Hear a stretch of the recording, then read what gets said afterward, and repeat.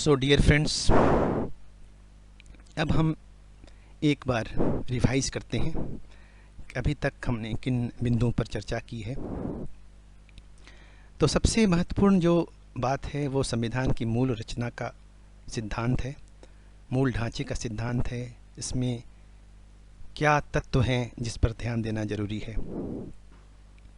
तो पूरे संविधान को पढ़ने से पहले मूल संरचना को समझ लेना अत्यंत आवश्यक है, क्योंकि बिना मूल संरचना को समझे हम संविधान को अगर आगे पढ़ने की कोशिश करेंगे तो हम बिल्कुल अच्छी तरह से समझ नहीं सकते हैं, कहीं ना कहीं गलती हो सकती है। इसलिए हम पहले मूल संरचना को ही हमने लिया है अपने लेक्चर में। तो और मूल संरचना को ही समझते हुए हम आगे बढ़ेंगे। तो मूल संरचना का जो एक इतिहास है कि किस तरह से मूल संरचना का सवाल पैदा हुआ, तो आपने देखा कि सर्वप्रथम गोलकनाथ केस में मूल संरचना का जिक्र हुआ और फिर केशवानंद भारती केस में उस पर विस्तार से चर्चा हुई और सुप्रीम कोर्ट ने यह तय कर दिया बिल्कुल कैटेगरिकली कि भाई संविधान की एक मूल संरचना है, एक बेसिक स्ट्रक्चर है जिसको कि बदला नहीं जा सकता है, पार्लियामेंट नहीं बदल सकती है।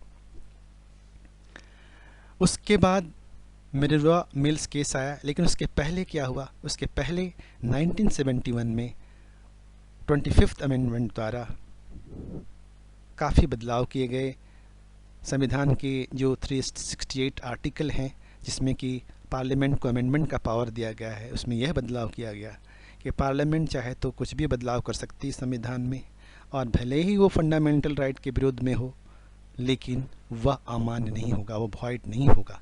जबकि आर्टिकल 13 जो कि बहुत महत्वपूर्ण आर्टिकल है, यह कहता है कि अगर कोई कानून फंडामेंटल राइट से मेल नहीं खाता है तो वह अमान्य हो जाएगा, खारिज हो जाएगा।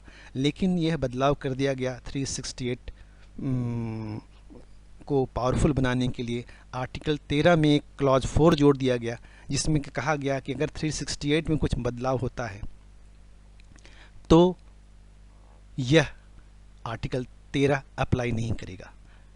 उसी तरह से आर्टिकल 31 भी लाया गया जिसमें कि कहा गया कि कोई भी प्रॉपर्टी, प्राइवेट प्रॉपर्टी को सरकार एक्वायर कर सकती है। लेकिन ये जो आर्टिकल था 31, ये 44th अमेंडमेंट द्वारा 1978 में जब न्यूज़ गवर्नमेंट आई तो उसे हटा दिया गया, उसे बिल्कुल खारिज कर दिया गया।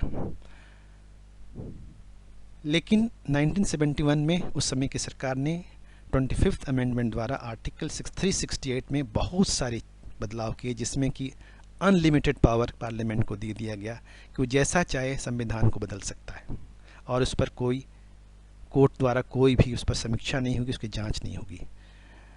तो इसी संदर्भ में मैंने कहा था कि पार्लियामेंट को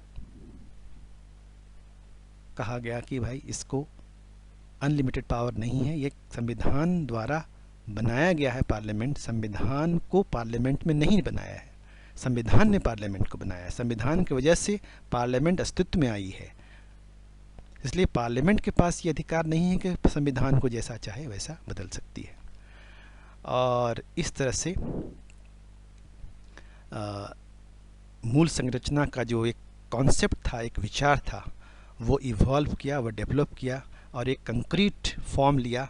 और यह कहा गया कि संविधान का एक मूल तत्व है, एक सिद्धांत है, एक ढांचा है, एक व्यक्तित्व है जिसको बदला नहीं जा सकता है, और पार्लियामेंट के पावर मूल ढांचे को बदलने का अधिकार नहीं है।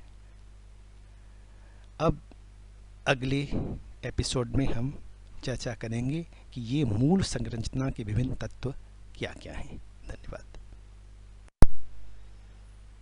सो डियर फ्रेंड्स, आज हम संविधान की जो मूल संरचना के संबंध में जो तत्व, जो सिद्धांत उभर कर सामने आए, सुप्रीम कोर्ट के निर्णय के माध्यम से जो दिए गए गोलकनाथ, केशवानंद और मिनर्वा मिल्स केस के संदर्भ में, तो उन तत्वों की चर्चा करेंगे, उन सिद्धांतों की चर्चा करेंगे। तो supreme court laid down certain features of the constitution as basic structure of the constitution. Some of the features are as follows. तो सुप्रीम कोर्ट ने कुछ फीचर्स हैं, कुछ विशेषताएं हैं, उसको हाईलाइट किया। कहा कि ये मूल संरचना का एक के तत्व हैं। सुप्रीम कोर्ट ने संपूर्ण फीचर्स की चर्चा नहीं की है, कुछ एक ही फीचर्स की चर्चा की है। और भी फीचर्स और भी विशेषताएं हो सकती हैं, लेकिन सबको लिस्ट आउट करना संभव नहीं हो पाता है। इसलिए एग्जाम्पल के तौर पर सुप्रीम कोर्ट ने यह लिस्ट बनाई है, एक विशेषताओं को हाईलाइट किया है, जिसमें कि ये सभी आते हैं। पहला, unity, sovereignty and territorial integrity of India, अर्थात एकता, संप्रभुता और क्षेत्रीय अखंडता। कहने का तात्पर्य है कि भारत की जो एकता है, भारत की जो संप्रभुता है, अर्थात संप्रभुता का अर्थात मतलब भारत पर किसी और देश का शासन नहीं हो सकता है, भारत स्वतंत्र है। इस संबंध में भारत की जो क्षेत्रीय अखंडता है, इस संबंध में कोई तरह का बदलाव नहीं किया जा सकता है। दूसरे शब्दों में कहें तो भारत का कोई एक टुकड़ा काट कर दूसरे देश को नहीं दिया जा सकता है। भारत का शासन किसी दूसरे के हाथ में, दूसरे देश के हाथ में नहीं दिया जा सकता है। भारत की एकता जो है उसको अलग अलग खंडित नहीं किया जा सकता है, टुकड़ों में नहीं बांट सकते, किसी भी रूप में उसको बांट नहीं दे सकते। नेक्स्ट, सेकुलर नेचर, धर्मनिरपेक्ष स्वभाव, अर्थात भारत के सभी धर्म बराबर हैं, सबको समान प्रतिष्ठा, समान ट्रीटमेंट मिलेगा, किसी भी धर्म के प्रति भेदभाव नहीं होगा। न ही यह कहा जाएगा कि भारत किसी विशेष धर्म का राज्य है, विशेष धर्म का देश है, ये नहीं कहा जा सकता है।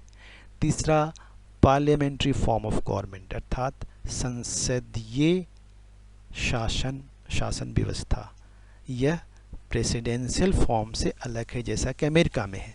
अमेरिका में प्रेसिडेंशियल फॉर्म ऑफ गवर्नमेंट है, यहाँ पार्लियामेंट्री फॉर्म ऑफ गवर्नमेंट है।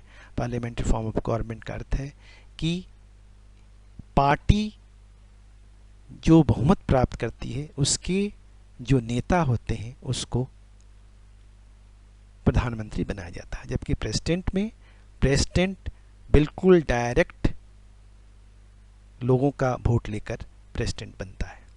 तो पार्लियामेंट्री फॉर्म ऑफ गवर्नमेंट को प्रेसिडेंशियल फॉर्म ऑफ गवर्नमेंट में नहीं बदला जा सकता है किसी भी संशोधन द्वारा। नेक्स्ट है federal character of the constitution, एक संघीय व्यवस्था जो है भारत की, अर्थात भारत में एक दो तरह के स्तर पे शासन है, एक केंद्र स्तर पर है और एक राज्य प्रांत स्तर पर। प्रांत और केंद्र के बीच में जो कानून बनते हैं, बना सकते हैं, उसके अलग अलग सब्जेक्ट्स विभाजित किए गए हैं। किसी सब्जेक्ट्स में केंद्र बना सकता है कानून, किसी सब्जेक्ट्स में राज्य बना सकता है। उसी तरह से एग्जीक्यूटिव के लिए भी अपने अपने प्रांत, अपने अपने राज्य में हर राज्य का अपना चीफ मिनिस्टर है, जो कि उस राज्य की व्यवस्था, शासन व्यवस्था को संभालता है, उसकी देखरेख करता है। तो इस पर कोई तरह का हस्तक्षेप नॉर्मल सर्कमस्टांसेस में केंद्र शासक के द्वारा नहीं होता है। तो ये एक संघीय ढांचा, इसको बदला नहीं जा सकता है। नेक्स्ट है separation of powers and independence of judiciary, अर्थात पावर्स क्या है? तीन तरह के पावर, एग्जीक्यूटिव, लेजिस्लेटिव और जुडिशरी। एग्जीक्यूटिव पावर है जो भी कानून बन गया उसको कार्यान्वित करने का पावर। लेजिस्लेटिव क्या है? कानून बनाने का पावर, जो कि संसद के पास है, जो कि और तीसरा है जुडिशरी, अर्थात जो कानून बन गया उस पर सही में कानून बना, कहीं किसी अधिकार का उल्लंघन तो नहीं हुआ जनता व्यक्ति के, इस पर विचार करने का, इसकी जांच करने का, इसकी समीक्षा करने का अधिकार जुडिशरी के पास है। और सब कुछ नियमतः चला, सब कुछ कानून के माध्यम, कानून के तहत ही सब कुछ हुआ, इसको भी देखने का अधिकार जुडिशरी के पास है और वो स्वतंत्र है। यह ना तो एग्जीक्यूटिव के अंतर्गत है ना ही लेजिस्लेचर के अंतर्गत है। Next, supremacy of the constitution, अर्थात कॉन्स्टिट्यूशन सर्वोच्च है, पार्लियामेंट सर्वोच्च नहीं है। कॉन्स्टिट्यूशन के ऊपर अगर कोई है तो भारत के डायरेक्टली लोग हैं जिसके पास ही कुछ पावर है संविधान को बदलने का। संविधान को बदलने का अधिकार पार्लियामेंट के पास नहीं है। पार्लियामेंट की बदलने की जो शक्ति है वह सीमित है। कुछ बदलाव को किसी पब्लिक इंटरेस्ट में लाया जा सकता है, लेकिन जो मूल संरचना के जो तत्व हैं उसको बदल नहीं सकता है। पार्लियामेंट कॉन्स्टिट्यूशन का एक क्रीचर है, एक उसका अस्तित्व संविधान की वजह से हुआ है। Next, power of judiciary to review any legislation passed by the parliament.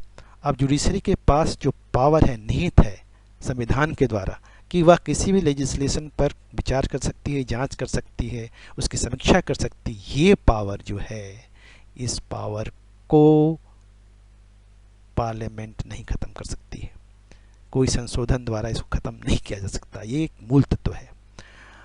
और सबसे बड़ी बात जो अभी हम बताएंगे वो फंडामेंटल राइट है, जो कि व्यक्ति को एक हर व्यक्ति को जो दिया गया है, right to freedom, right to equality, ये सब फंडामेंटल राइट जो हैं इसको नष्ट नहीं कर सकते हैं, इसको ख़त्म नहीं कर सकते हैं, भले ही इसको कम कर सकते हैं, संक्षिप्त कर सकते हैं पब्लिक इंटरेस्ट में। जैसे हमने पहले बताया था कि DPSP अर्थात directive principles of state policy, अर्थात पूरे समाज के लिए, समाज के हित में कुछ करना हो तो व्यक्तिगत अधिकारों को कुछ कम किया जा सकता है। जैसे कि फॉर एग्जाम्पल पहले जो ज़मींदारी व्यवस्था थी, ज़मींदारी में बहुत सारे ज़मीन थे, उनको उन ज़मींदारों से लेकर टेनेंट्स जो खेती करते हैं उनको बांटना था या कुछ सरकार के पास जाना था, तो वो तब तक नहीं किया जा सकता था जब तक कि उस पर कोई कानून पास नहीं होता। कानून जब पास हुआ तो काफ़ी कोर्ट में केसेस आए जिसमें कि यह मुद्दा उठा कि राइट टू होल्ड प्रॉपर्टी दी गई है आर्टिकल 19(1)(f) के तहत, उसको कैसे आप ले सकते हैं, उसके विरोध में कैसे आप कोई निर्णय ले सकते हैं।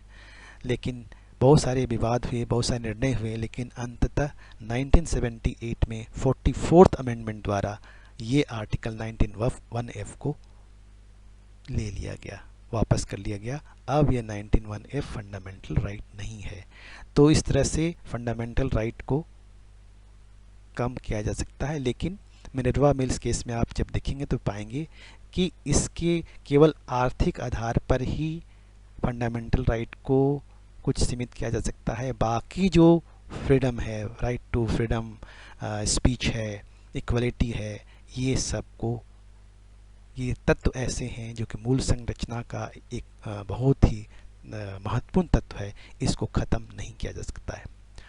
तो अंततः सुप्रीम कोर्ट ने यह ऑब्जर्व किया कि जो मूल संरचना है वह व्यक्ति के आज़ादी और व्यक्ति की मर्यादा प्रतिष्ठा के बेसिक फाउंडेशन पर बनाई गई है, तो उस फाउंडेशन को नष्ट नहीं किया जा सकता है। और वो फाउंडेशन जो है वो प्रियम्बल में निहित है और पूरे संविधान की स्कीम जो है, उसके प्लानिंग जो है, उसके जो पूरा टेक्स्ट कंटेंट जो है उसमें भी वो निहित है, उसमें से वो निकलता है, उसमें से वो प्रकाशित होता है, उसमें से रिफ्लेक्ट होता है वो बेसिक मूल संरचना, और उसको पार्लियामेंट नहीं बदल सकती है।